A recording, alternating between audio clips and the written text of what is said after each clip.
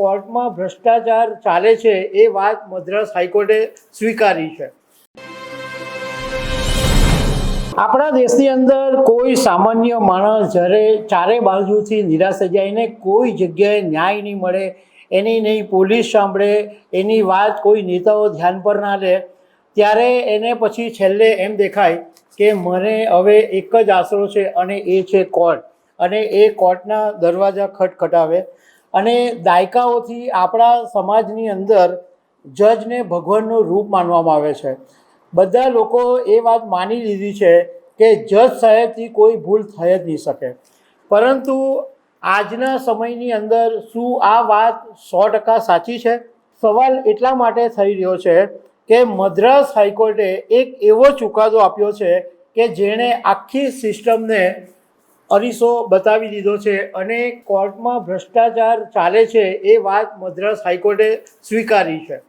તો આના વિશે હું તમારી સાથે વાત કરીશ। મારું નામ રાજેશ શાહ છે અને તમે જોઈ રહ્યા છો ગુજરાતના સૌથી મોટા ડિજિટલ ન્યૂઝ પ્લેટફોર્મ ખબર છે.com। મે 2026 એટલે હમણાં આ જ મહિનાની અંદર એક તમિલ ફિલ્મ રિલીઝ થઈ અને એનું નામ છે કરુપ્પુ, અને આ ફિલ્મમાં અભિનેતા છે તમિલ એક્ટર સૂર્યા।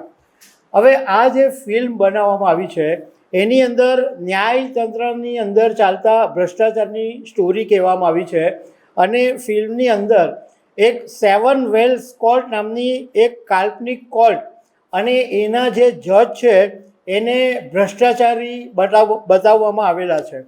હવે આ ફિલ્મ રિલીઝ થઈ ગઈ, પણ ચેન્નાઈના એક RS તમિલ વેન્ડર નામના વ્યક્તિ છે, એણે મદ્રાસ હાઈકોર્ટની અંદર ફરિયાદ કરી કે આ ફિલ્મને રોકવામાં આવે અને ડાયરેક્ટરને જેલમાં ધકેલી દેવામાં આવે। એની દલીલ એવી હતી કે આ ફિલ્મને કારણે કોર્ટની બદનામી થઈ રહી છે। જોકે મદ્રાસ હાઈકોર્ટના જસ્ટિસ GR સ્વામીનાથન અને જસ્ટિસ V લક્ષ્મીનારાયણની બેન્ચે જે ચુકાદો આપ્યો છે એ ચોંકાવનારો છે, પણ સાથે સાથે જાણવા જેવો પણ છે। કોર્ટે ક્લિયર કટ કીધું કે ફિલ્મ ઉપર કોઈપણ સંજોગોની અંદર બેન નહીં લગાવી શકાય, કાલ્પનિક કોર્ટ ઉપર અવમાનના નહીં થાય, કારણ કે ન્યાયતંત્રમાં ભ્રષ્ટાચાર છે અને જજ એ પવિત્ર ગાય નથી। કળા અને સિનેમાની અભિવ્યક્તિની આઝાદી છીનવી નહીં શકાય, અને ફિલ્મમાં ભ્રષ્ટાચાર બતાવવો એ ગુનો નથી, અને સેન્સર બોર્ડે પાસ કરેલી ફિલ્મને રોકી નહીં શકાય એવું મદ્રાસ હાઈકોર્ટે કીધું છે। કોર્ટે બહુ સ્પષ્ટ શબ્દોની અંદર એવું કીધું કે જજ પહેલાં પણ ભ્રષ્ટ હતા અને આજે પણ ભ્રષ્ટ છે। જસ્ટિસ સ્વામીનાથને ચુકાદાની અંદર લખ્યું છે કે ન્યાયાધીશ ઇઝ નોટ હોલી કાઉ, અને એવું માનવાની કોઈ જરૂર પણ નથી એવું ક્લિયર કટ ચુકાદાની અંદર જસ્ટિસ સ્વામીનાથને લખ્યું છે। અને એમણે બીજી એક વાત એ પણ કીધી કે જનતાને પૂરો હક છે કે તે કોર્ટના કામકાજની તપાસ કરે અને સાચી ટીકા પણ કરે। આનાથી એક વાત એ સાબિત થાય છે કે દેશની એક મોટી અદાલત ખુલ્લા મને સ્વીકારી રહી છે કે અમારામાં પણ ખામી છે, અને આ જ લોકશાહીની સૌથી મોટી તાકાત છે। હવે મદ્રાસ હાઈકોર્ટે તો આ વાત કરી કે જજ કોઈ પવિત્ર ગાય નથી અને ન્યાયતંત્રમાં પણ ભ્રષ્ટાચાર છે। હવે આ જ વાત થોડા સમય પહેલાં દેશના પૂર્વ chief justice of India BR ગવઈએ એક મીડિયા સાથેની વાતમાં પણ કરી। એમણે એવું કીધું કે દેશના અન્ય ક્ષેત્રોની તુલનામાં ન્યાયતંત્રના ભ્રષ્ટાચારના પુરાવા ઓછા જોવા મળે છે। મતલબમાં BR ગવઈનું કહેવું એમ છે કે ન્યાયતંત્રમાં ભ્રષ્ટાચાર તો છે, પણ અન્ય ક્ષેત્રની કમ્પેરિઝનમાં ઓછો છે।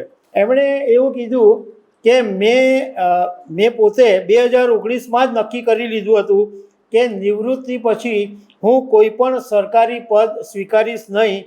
નિવૃત્તિ પછી સરકારી પદની અપેક્ષા કામની અંદર દબાણ લાવે છે એવી એમણે વાત કરી। હવે આ પૂર્વ CJI મદ્રાસ હાઈકોર્ટ એમણે જે વાત કરી એ બાબતે હવે થોડી ન્યાયતંત્રની કડવી વાસ્તવિકતા પણ જોઈ લઈએ। હમણાં તાજેતરનો દાખલો કે ભોપાલના મધ્યપ્રદેશના ભોપાલમાં ત્વિષા નામની જે મહિલાનું મોત થયું, એમાં એમના ત્વિષાના સાસુ અને પૂર્વ જજ ગિરિબાલા સિંઘની એમની પર વહુની દહેજની હત્યાનો આરોપ લાગેલો છે અને સીબીઆઈએ 6 કલાકની પૂછપરછ કરી એમની ધરપકડ કરી.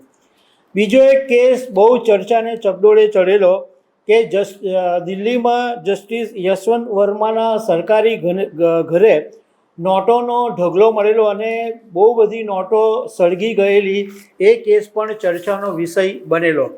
તાજેતરની વાત કરીએ તો હમણાંના સીજીઆઈ સૂર્યકાંતે બેરોજગાર યુવાનોને કોકરોચ અને પેરેસાઇટ કહી દીધેલા અને એને કારણે ડિજિટલ મીડિયા ઉપર કોકરોચ જનતા પાર્ટીનો ઉદ્ભવ થયો અને કોકરોચ જનતા પાર્ટીના જે 5 ઢંઢેરા એમાં બતાવવામાં આવ્યા છે, એમાંનો એક ઢંઢેરો એ પણ છે કે નિવૃત્તિ પછી કોઈ પણ જજને સરકારી પદ નહીં મળે એવું ચૂંટણી ઢંઢેરામાં કીધું છે. મતલબમાં આ વાત પણ લોકોને ખટકે છે કે નિવૃત્તિ પછી જજ કોઈને કોઈ સરકારી પદ મળે તો એ વાત સ્વીકારાતી નથી.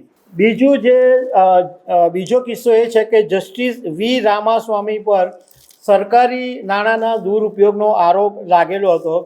જસ્ટિસ સૌમિત્ર સેન ઉપર 33 લાખ રૂપિયાની હેરાફેરીનો આરોપ લાગેલો હતો. જસ્ટિસ પીડી દિનકરન પર ગેરકાયદે સંપત્તિ પડાવવાનો આરોપ લાગેલો હતો. હવે બહુ નવાઈની વાત એ છે કે તમને ખબર હશે કે national council of education research and training NCERTએ એક ચેપ્ટર બનાવેલું અને એ ચેપ્ટરની અંદર ન્યાયતંત્રના ભ્રષ્ટાચારની વાત હતી. ત્યારે સીજીઆઈએ આ વાતનો બહુ ભારે હોબાળો મચાવેલો અને આ ચેપ્ટર આખરે NCERTમાંથી હટાવવામાં આવ્યું. તો સવાલ એ છે કે જ્યારે NCERTમાં આ ન્યાયતંત્રના ભ્રષ્ટાચાર વિશે લખવામાં આવ્યું અને સુપ્રીમ કોર્ટે વાંધો લઈને એને હટાવ્યું અને મદ્રાસ કોર્ટના જજ પોતે કહી રહ્યા છે કે ન્યાયતંત્રની અંદર ભ્રષ્ટાચાર છે, તો પછી NCERTનું ચેપ્ટર હટાવવાની જરૂર શું કામ પડી? બીજું કે ભારતના 46માં સીજીઆઈ રંજન ગોગોઈના કાર્યકાળની અંદર અયોધ્યા, રામ જન્મભૂમિ, રાફેલ વિમાન સેવા, સબરીમાલા જેવા સેન્સિટિવ કેસો આવ્યા હતા અને આડકતરી કે સીધી રીતે આ સરકારની તરફેણમાં કેસો આવ્યા હતા. અને નવાઈની વાત એ પછી એ બની કે રંજન ગોગોઈ નિવૃત્ત થયા એના 4 જ મહિનાની અંદર રાષ્ટ્રપતિએ એમને રાજ્યસભાના સાંસદ બનાવી દીધા. એટલે એ વખતે વિપક્ષોએ એવો સવાલ ઊભો કરેલો, કાયદાના નિષ્ણાતોએ પણ સવાલ ઊભો કરેલો કે શું મહત્ત્વના ચુકાદાના બદલામાં રંજન ગોગોઈને આ ઇનામ મળ્યું છે? તો જે જજને લોકો ભગવાન માને છે એ જજ પણ સામાન્ય માણસ જ છે અને એમાં પણ ભ્રષ્ટાચાર થઈ શકે છે. એ વાત હવે આ રીતના સામે આવી રહી છે. તો દર્શક મિત્રો, આવી અનેક વાતો સાથે અમે તમને મળતા રહીશું. આભાર.